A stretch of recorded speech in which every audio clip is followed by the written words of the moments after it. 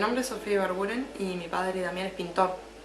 Este es su taller y es acá donde pintó una serie de cuadros relatando su infancia y lo que fue vivirla en tiempos de dictadura. Si bien al principio parece una historia trágica, en realidad es bastante afortunada comparada con la de otras familias, ya que en la década de los 70 caen varios golpes de Estado en varios países del Cono Sur y dejan muertos, desaparecidos, niños robados. Entonces mi familia se reconstruyó y 40 años después estamos contando esta historia. En 1972 detienen a mi abuelo Carlos y en ese entonces mi abuela Nora se escapa al exilio. Mi padre queda a cargo de su abuela, la mama, y su bisabuela, la nona. Mientras que mi tía Silvia, de 4 meses nomás, queda a cargo de su otra abuela, la yaya. Lo que voy a leer a continuación lo escribió mi padre. Son los textos que acompañan los cuadros y explican las situaciones que allí aparecen. Esta historia comienza en la casa de mi bisabuela, la nona, en la calle 18 de Julio, número 1676 en Freybenz. La Espada era un vecino que se dedicaba a reparar máquinas de coser. Yo pasaba mucho tiempo con él, ya que me hacía juegos con dibujos y podía hablar con él sobre mis padres. En ese momento, nadie me podía decir bien dónde estaba mi madre. Si yo le preguntaba a mi bisabuela, la nona, ella se podía inmediatamente a llorar. Si yo le preguntaba a mi abuela, la mamá, ella se enojaba inmediatamente y se ponía a despotricar contra todo aquello que le había tocado vivir. Ninguna de las dos entendía esta nueva lógica y esta situación que les había tocado vivir solo por el hecho de que Nora y Carlos pertenecieran al MLN. Obviamente, a la mamá se le complicó mucho el tema laboral, ya que hubo mucha persecución e inclusive fue presa para averiguar el paradero de mi madre. Terminamos trasladándonos a Paraná, donde ella consiguió trabajo. Fue un periodo de muchas mudanzas y cambios. Tuve una infancia bastante solitaria. Mi timidez, sumada al manejo reservado de la información, me hicieron un niño bastante aislado y con pocos amigos. Recuerdo mucho la compañía de mi abuela y el juego de los rafting en Paraná.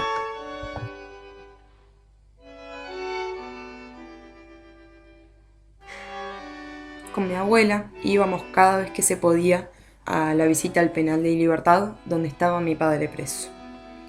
La espera estaba marcada por Amanda, una oficial del ejército que era la encargada de revisarnos cuando entrábamos los niños.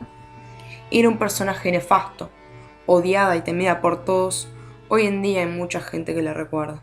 A pesar de no tener un recuerdo nítido de ella, me quedó marcada la tensión que generaba su presencia en los que estábamos en la fila. Recuerdo que mientras yo esperaba entrar, me imaginaba que un día iba a llegar y Carlos no iba a estar entre los presos. Me imaginaba que él iba a estar en las oficinas trabajando y que nos íbamos a ir los tres juntos.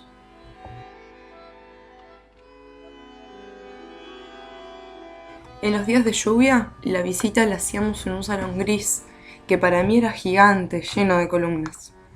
Cuando estábamos adentro, se abría una puerta y entraban los presos, los héroes para nosotros. Para un niño, todos eran iguales, pelados y de mameluco gris. No podías identificar a tu padre con facilidad. Yo estaba ahí esperando y de repente venía Carlos y me levantaba en el aire con esos juegos tan nuestros. Era un momento fantástico que siempre voy a recordar. Contrario a lo que uno piensa, las visitas al penal para mí no eran algo trágico. Al contrario, era donde yo iba especialmente para estar con mi padre. Por más que el resto de los días no lo viera, yo sabía que estaba ahí y que estaba esperando el momento para jugar conmigo. La ausencia de Nora, por otro lado, era más difícil de manejar, ya que al nivel de un niño no había nada que me indicara su existencia. El ómnibus que nos tomábamos hasta el penal en realidad nos dejaban el camino de acceso, un tramo de 2 kilómetros aproximadamente que teníamos que caminar. Uno de esos días de lluvia, un camión militar que venía de un tambo se apiadó de nosotros y nos ofreció llevarnos. Nos subimos al camión y me imagino a la mamá teniendo que guardarse todo su orgullo con tal de que no me mojara. Estando en Paraná, una mañana encontré un gran alboroto en la casa. Mi abuela abrió la puerta y apareció una muchacha rubia con un gamulán.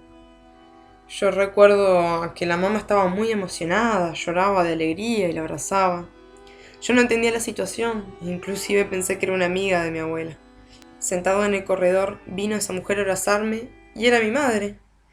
Había vuelto, fue todo un acontecimiento, ya que era la primera vez que estando consciente estaba con mi madre. A partir de ese entonces tuve a mi madre, que le teníamos que decir Mariana y decir que era la empleada si preguntaban, pero poco importaba porque estábamos juntos. Hasta el día de hoy me acuerdo del olor de su ropa, el perfume de su pelo. Fue muy fuerte el momento preciso del encuentro.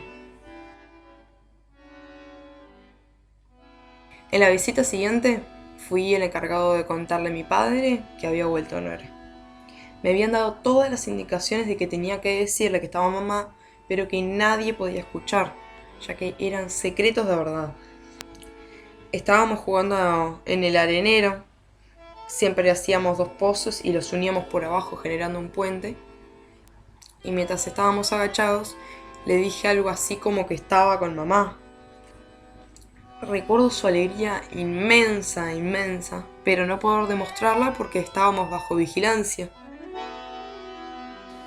Y a realidad esta serie surge de un día que mi padre estaba con mi hermana más chica, Matilde, haciendo ese mismo pozo en la arena. Y él, estaba intentando contarle quién había sido mi abuelo, quién había sido la mamá, la nona, la yaya también. Y ahí él se dio cuenta que no tenía cómo contarle a sus hijos quiénes habían sido todos, ¿no? Por lo que había pasado, cómo había sido su infancia. Y de ahí surge, de las ganas de contarnos a nosotros, quiénes habían sido Carlos, Nora y los demás. Con Nora pasábamos mucho tiempo jugando al ajedrez, un tablero chiquito que todavía conservamos. Leíamos Horacio Quiroga y Julio Verne. Falsificábamos el escudo de Perú en una mesa gigante que había en el fondo, jugábamos con arcilla. Así nos fuimos haciendo el uno con el otro y creo que nos fue bastante bien en el aprendizaje. A partir de que Carlos sabe que Nora está con nosotros, él se encargó de facilitar el traslado de Silvia hacia Paraná. Obviamente, mi abuela, la yaya, no podía saber que estábamos todos juntos porque era información peligrosa. Luego de hacer todos esos trámites familiares, fuimos a buscar a mi hermana. Cruzamos el puente en el auto de un amigo de mi abuela, la Madonna. Hicimos todo un teatro de que se habían casado y de que nos íbamos a vivir todos juntos. Y finalmente estaba con mi hermana. Cuando estábamos cruzando el puente volviendo, le dije al oído, cuando lleguemos está mamá. Por supuesto Silvia era más chica y por eso sus dudas eran parecidas a las mías. Sin embargo, a ella se le habían decorado un poco más. Le habían dicho que Nora estaba viajando en un crucero y que Carlos trabajaba en el penal. Poco a poco esas dudas compartidas se iban resolviendo. Esta foto entró al penal para mi padre. Era la primera vez que él nos veía a los 3 juntos.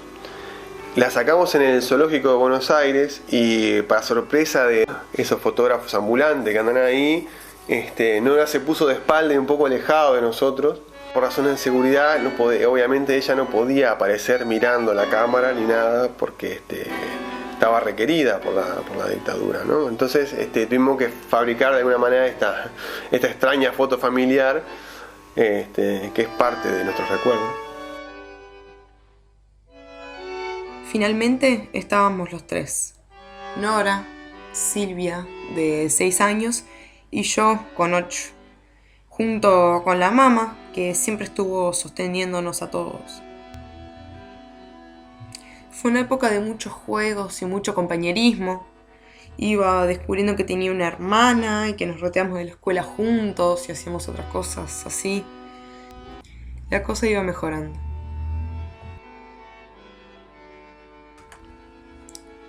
Cuando liberan a mi padre, nos trasladamos con Silvia hacia Fraiventos y fue en la casa de mi bisabuela, la nona, que nos encontramos los tres por primera vez.